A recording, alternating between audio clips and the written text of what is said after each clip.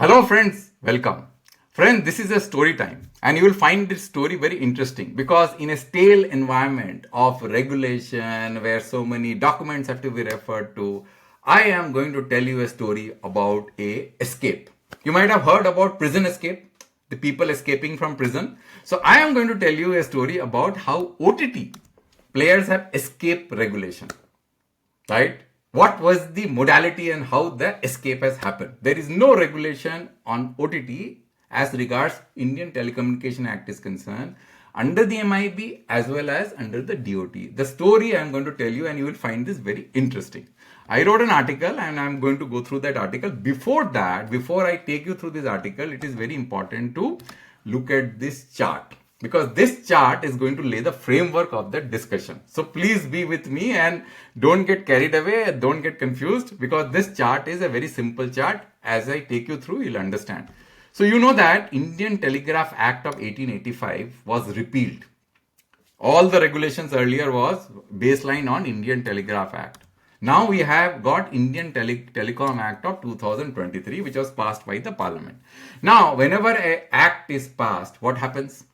The Act empowers the various ministries and regulators to extract power from them and make rules. So we have three actually entities. One is the Ministry of Information Broadcasting, another is DOT, another is TRAI.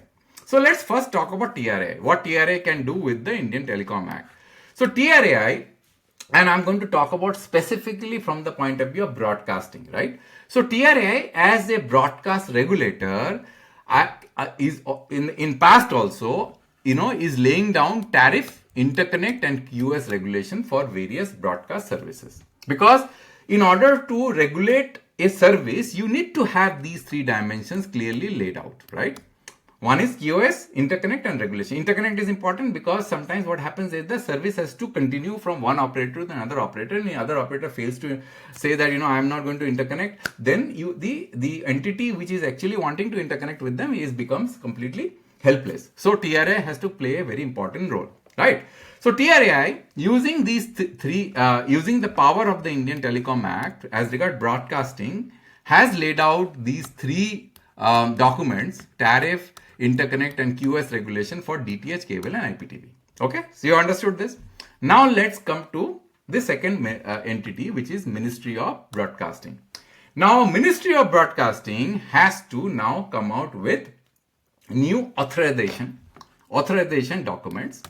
Now these authorization documents is a change paradigm from the Indian Telegraph Act, where earlier license was issued to the various entity, and they have to they have to enter into a contract with the line ministry, and they have to enter into a contract with the line ministry in order for them to roll out services. Now what the Indian Telecom Act has done is they have removed the word license here. This license word has gone, and now they are talking about authorization. Authorization will basically make it uniform across a class of service or a class of operator, and making it more simple and maybe reduce litigation. That was the intent.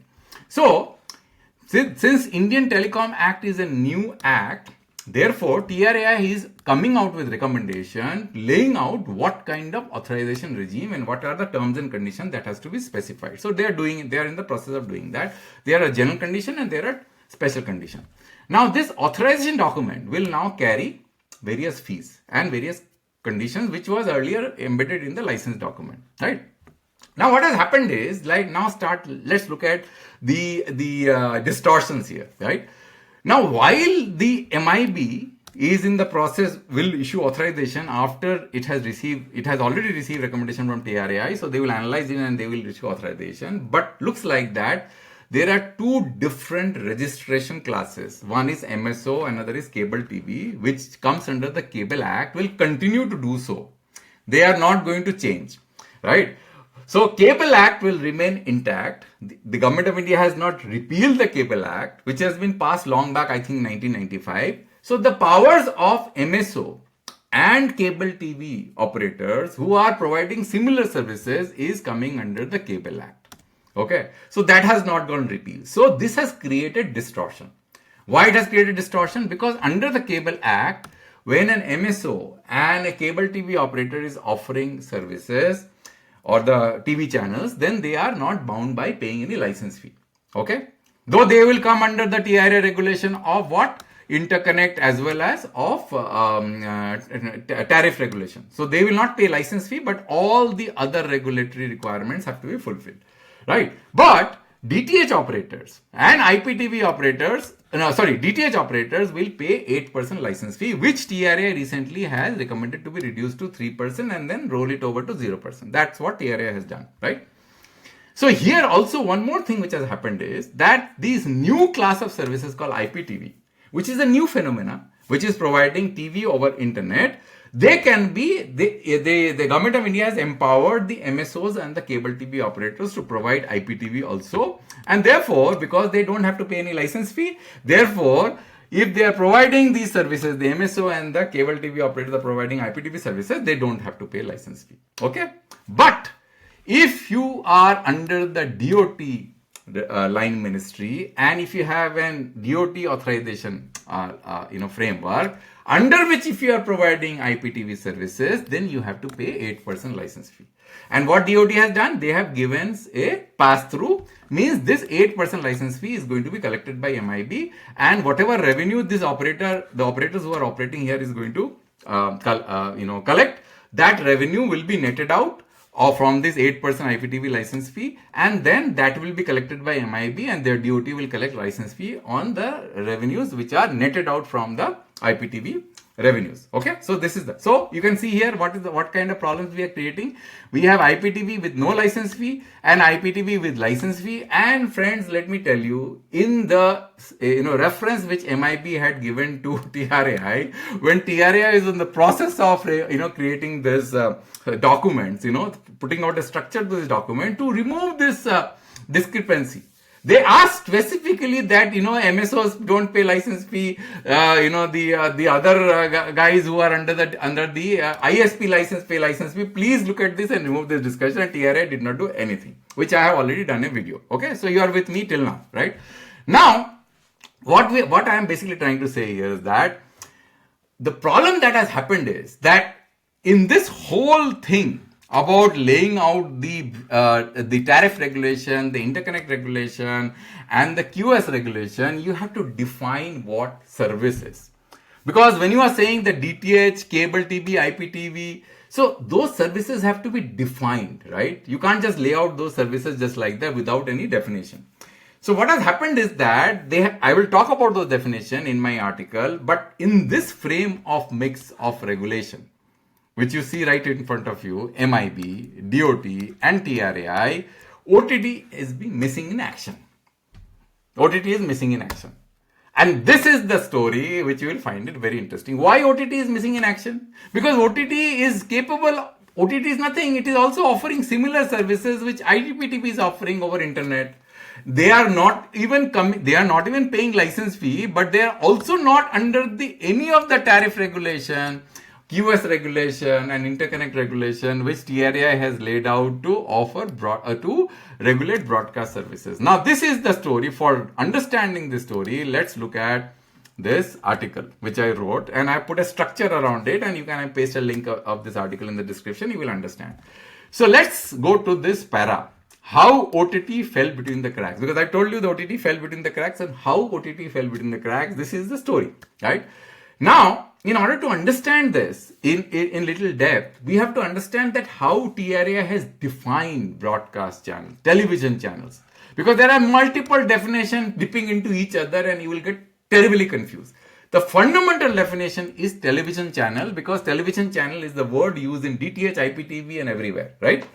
Now, what TRAI has done is, instead of defining television channel clearly, with laying out what bit rate, what kind of resolution, 4K, 720p, etc., they have simply stated television channel means a channel which has been granted permission by the for downlinking by the central government under the policy guideline issued or amended from time to time, and reference to the term channel shall be construed as a reference of television. So you understand what I'm saying? So they said, I don't care what the television channel means. I only will say the television channel means that it is an entity or it is something which has been granted permission for downlinking by the central government under policy guidelines. Now, what is downlinking? Let's understand this. So, under the downlinking guidelines, which basically at that time, there was no ground-based downlinking. It was only coming from satellite, because whenever you are distributing content, it becomes very difficult to distribute content throughout the country. You have to use a medium to distribute content, which satellite became a very useful medium, because you don't have to talk back to the satellite. So that satellite can broadcast content across the country, and it is a very efficient medium from downlinking. So the downlinking guideline very clearly said that, look, when you are downlinking as a broadcaster, if you are downlinking, then you can provide that channel only to those entities which have been licensed or registered by the Ministry of Ministry of MIB.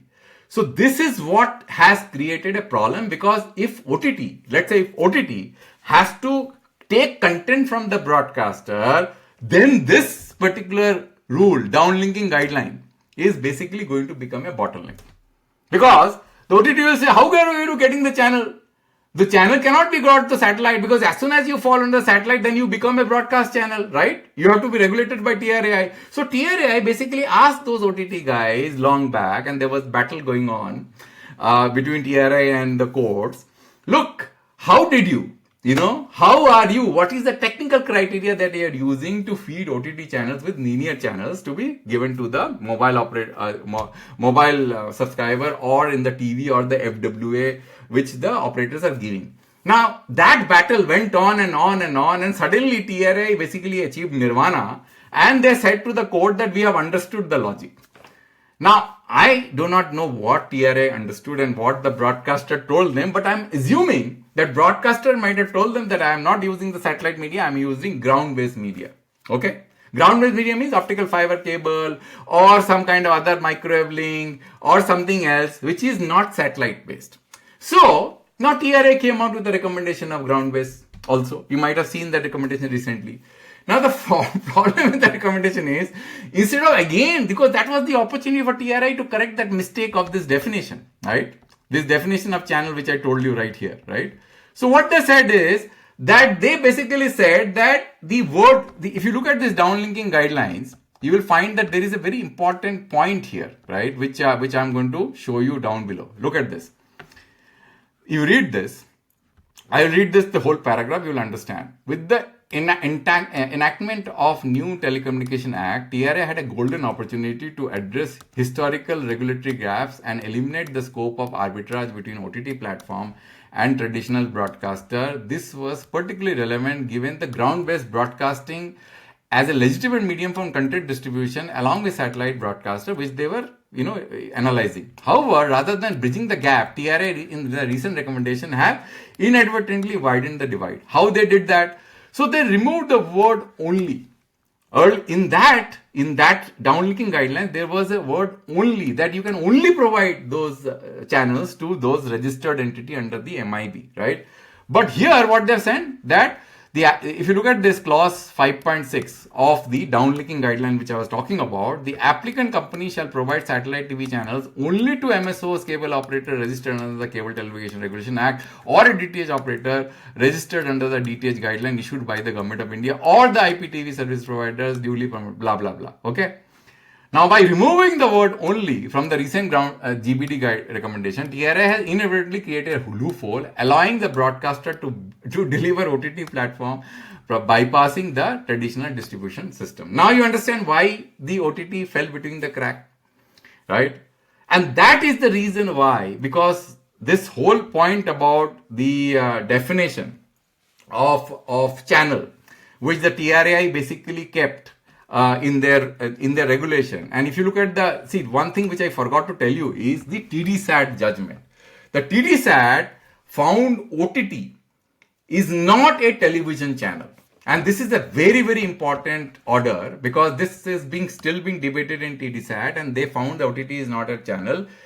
This is because of the fact which I told you in my article, that the television channels have not been defined clearly by TRAI. And what the TDSAT is saying, because it has not been defined clearly, and therefore the regulation, this tariff regulation which I told you right here, the tariff regulation, the interconnect regulation, the QS regulation, there are some definition and there are certain clauses which basically define these services, the DTH, cable and IPTV services, what these services mean. Since these are not properly defined, the TD side is saying that the OTT is not a television channel.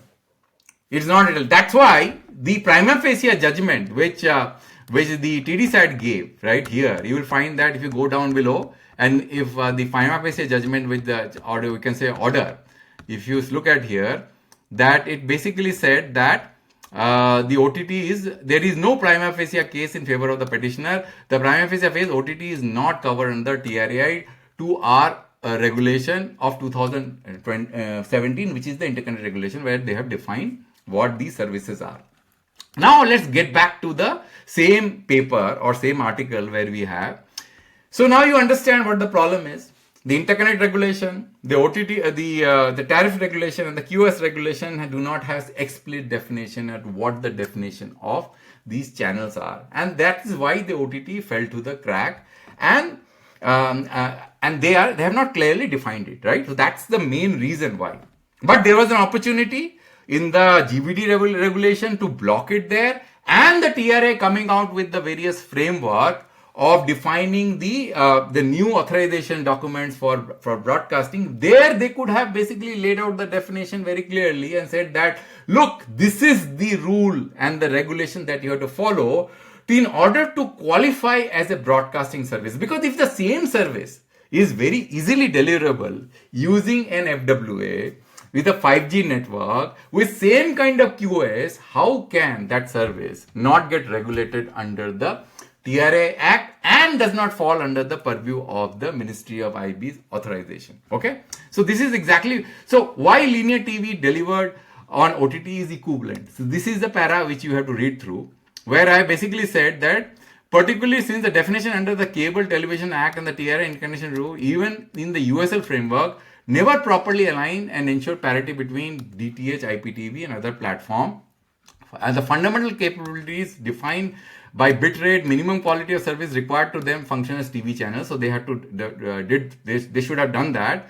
With the advancement of technology such as 5G, fiber optic, OTT based linear TV now can be delivered at quality compared to that offered by traditional platform. And interestingly, the USL framework, USL license, as well as the MIB's Cable Television Act, right? The MIB's IPTV guideline, both had this clause.